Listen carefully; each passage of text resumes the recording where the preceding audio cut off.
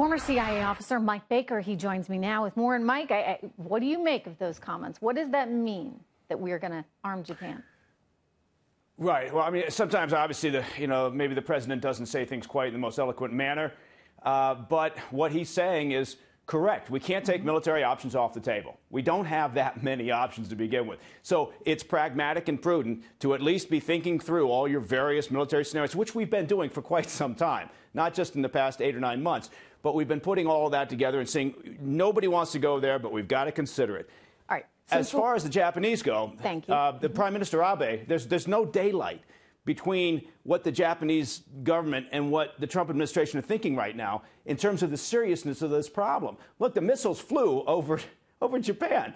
And so, they're apoplectic about this. And Abe was very clear during this visit that they are on the same sheet of music as the Trump administration when it comes to dealing with this issue and not continuing what we've done over the past 2+ decades, which has been completely ineffective in potentially minimizing. Look, we're at this problem now, and he's got the ability to fly these missiles because of 2+ decades of useless diplomatic talk. Okay. So again, though, what does it really mean? You're saying he's not always so eloquent, but if you say the U.S. is going to arm Japan, does that mean potentially that we would have a beefed up presence in the region and we would be there theoretically to protect Japan and maybe perhaps shoot down a missile with their help ourselves? Or does that mean we're going to say, guys, okay, you can have these weapons too, which would be a big departure from things?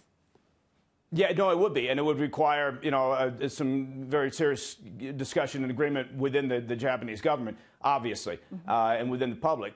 I suspect their mindset is that, yes, if we're talking about the THAAD system or some other missile defense system, such as what we have with South Korea, well, sure, that's just prudent. But look, part of this is we have to also remember that part of this conversation, the way that he's talking, the things that he's saying, the things that Secretary Mattis has been saying, it's for the consumption of the Chinese authorities, right? They are right now, the Chinese government is parsing everything. They're examining everything that's being said during the course of this Asian trip by the president and his personnel, because this is all, in a sense, directed to the Chinese. They are, at the end of the day, the best opportunity we have to avoid any type of military conflict on the peninsula.